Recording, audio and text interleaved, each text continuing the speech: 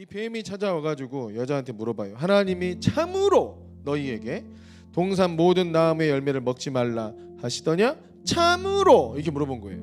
참으로 진짜? 사람 마음이 그러잖아요.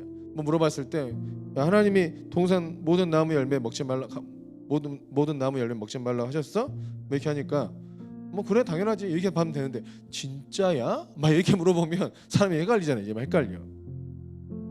그래서 여자가 뱀한테 말하는데 뭐라 했냐면 동산 나무의 열매를 우리가 먹을 수 있으나 동산 중앙에 있는 나무의 열매는 하나님의 말씀에 너희는 먹지도 말고 만지도 말라 너희가 죽을까 하노라 하셨느니라 라고 이 두 문장 얘기 딱 했는데요. 그때 뱀이 여자를 딱 보고 너희가 결코 죽지 않을 것이라고 단언해버려요. 그러니까 예수님께서 하나님 말씀은 네가 이렇게 선악과를 먹게 되면 결코 정령 죽으리라고 말씀하셨는데 You will surely die 이렇게 얘기하셨는데 이 뱀은 정반대로 You will not surely die 이렇게 얘기해버려요. 거기에 대해서 이 여자가 그 뱀의 말을 들어요. 주님은 주의 말씀과 정면으로 대치되는 그 뱀의 말을 여자가 듣고 선악과를 먹어요. 동산 나무의 열매를 우리가 먹을 수 있으나 이게 뭐가 문제예요? 하나님 말씀에는 동산 각종 나무 열매는 너희가 임으로 먹되 이렇게 돼 있잖아요. 뭐가 빠졌어요? 동산 각종 빠지고 우리가 먹을 수 있으나 우리가 임으로 먹을 수 있다 해서 임으로가 빠졌죠. 이게 무슨 차이를 가져옵니까? 동산 각종 나무의 열매는 내가 임으로 먹되 이렇게 돼 있는 거하고 동산 나무의 열매를 우리가 먹을 수 있으나 이거하고 느낌이 많이 다르죠. 앞에 주님은 너희에게 풍성한 자유와 풍성한 은혜를 베풀었다는 것을 말하고 있어요. 동산 각종 나무의 열매를 너희가 임으로 freely 너희 자유롭게 먹을 수 있다라고 말씀하셨는데 여기서 그 각종 every 또 그리고 freely 이걸 다 빼버린 거예요. 여자가. 그러니까 하나님의 풍성하신 자유와 은혜를 다 빼버렸어요.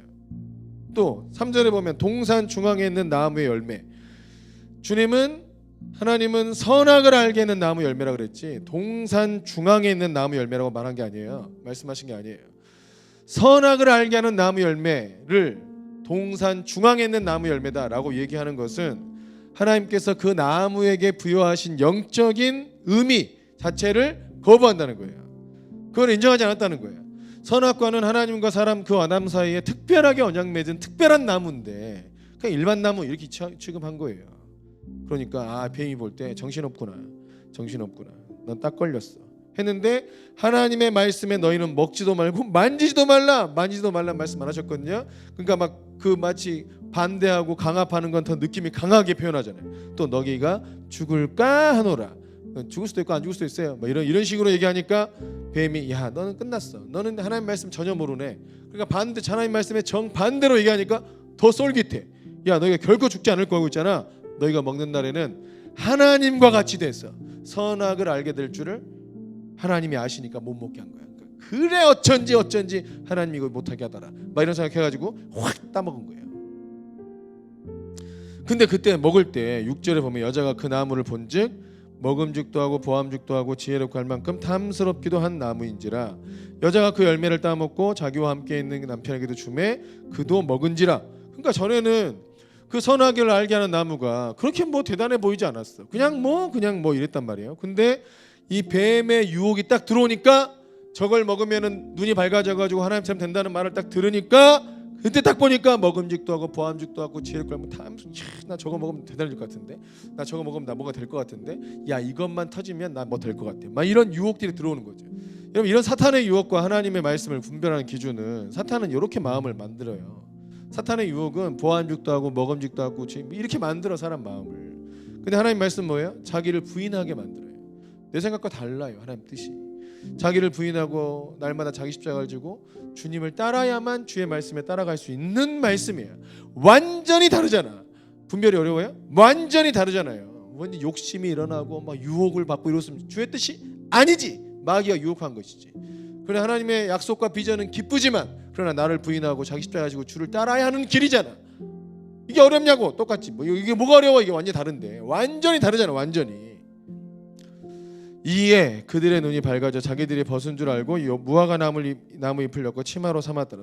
먹자마자 눈이 밝아져가지고 자기들이 눈이 밝아져서 선악을 알게 됐어요. 자기들이 벗은 줄 알았어요. 수치가 느껴진 거예요.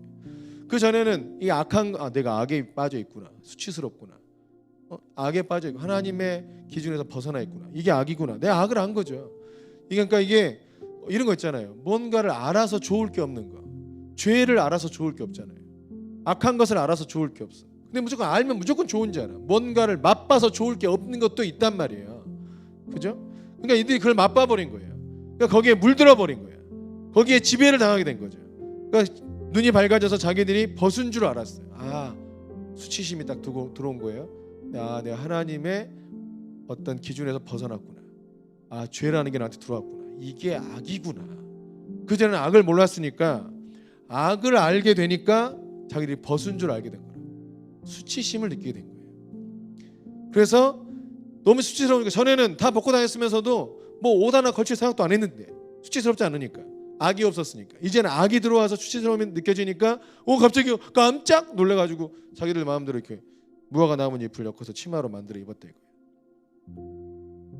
주께서 아담아 어디 있느냐 하니까 이제 여호와의 낯을 피해서 숨은 거죠. 하나님 앞에 나설 수 없어. 왜냐하면 악이 내 안에 들어왔고 내가 악의 지배를 받고 있다는 것을 아니까 선하신 하나님께 나갈 수 없다는 것을 알게 된 거라 이거예요.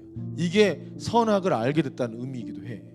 악을 느껴서 실제로. 그리고 또 하나는 말씀드렸듯이 하나님의 말씀이 선인데 자기의 주장이 선이라고 해버리는 거. 그것도 선악을 알게 됐다는 거예요. 자기의 생각이 선이다. 이게 맞아 라고 주장하고 산다는 거죠. 10절에 보면 내가 동산에서 하나님의 소리를 듣고 내가 벗었으므로 두려워하여 숨었나이다. 그러니까 주께서 누가 네가 벗었다는 것을 알려주었느냐. 네가 벗었다는 걸 어떻게 알았어? 원래 몰랐는데 네 수치를 어떻게 느꼈냐고. 원래는 수치를 못 느끼고 사는데 죄가 들어오니까 수치를 느낀 거죠. 악이 들어오니까 수치를 느낀 거예요. 여러분 모든 정상적인 사람들은 악에 대하여 수치를 느끼고 죄에 대하여 수치를 느끼게 돼 있어요. 그런데 악을 행하고 다니면서 수치를 느끼지 못하는 진짜 악에 화인 맞은 인간들이 있는데 그 인간들도 수치를 느껴요. 못 느끼는 게 아니고 수치를 느낀다고요. 그냥 감추고 살고 아주 그냥 가면 쓰고 사는 것이지. 사람은 죄로 인해서 자기의 수치심을 느낍니다. 근데 네가 먹지 말라 명한 그 나무의 열매를 네가 먹었느냐? 다 드러난 거죠. 그 기준이 하나뿐이니까. 그러니까 하나님이 주셔서 나와 함께 있게 하신 여자가 주어서 내가 먹었습니다. 아담이 그래. 하나님이 내게 주셔가지고 내 옆에 있게 한 그 여자가 내게 그 나무 주니까 내가 먹었습니다. 이렇게 얘기하니까 누구 탓을 하는 거예요? 여자 탓도 하지만 동시에 이건 하나님 탓이에요. 내가 달라 그랬어요? 하나님 만들었잖아요. 이렇게 따지는 거예요. 이게 이제 이게 이제 사람들 마음이 이런 거, 이 죄로 인해서 생긴 마음도 이렇게 돼. 하나님께서 아담이 혼자 있는 것이 좋지 않아서 하나님 선에 맞지 않아서 아담 주었더니 너무 좋아가지고 잘 살더니 그 여자가 나로 하여금 어떤 죄를 범하게 하니까 하나님을 원망하게 되잖아요. 여자한테 가서 너는 왜 먹었냐 이러니까 뱀이 나를 깨물어 내가 먹었나이다. 또 주께서 뱀한테 가서 묻지도 않아요. 저주해버려요. 저주받아 배로 다니고 살아있는 동안 흙을 먹어라. 그리고 15절 중요합니다. 내가 너로 여자와 원수가 되게 하고 내 후손도 여자의 후손과 원수가 되게 하리니 여자의 후손은 내 머리를 상하게 할 것이요 너는 그의 발꿈치를 상하게 할 것이니라. 이 여자의 후손이 뭐예요? 메시아죠. 메시아가 뭐예요? 메시아가 이 복음, 이걸 원시 복음이라 불러요. 최초로 나와 있는 복음.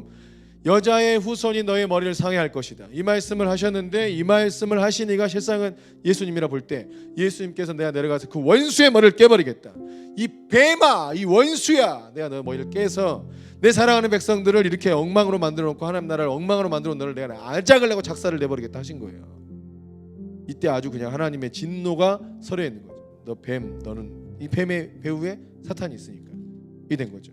그리고 여자에게 다시 거슬러 올라와서 여자에게는 임신하는 고통을 더하게 하고 수고하고 자식을 낳게 되고 남편을 원하게 되고. 이상하게 결혼하면 그러죠. 여자들은 남편을 계속 바라게 돼. 그 남편의 다스림을 받게 되고.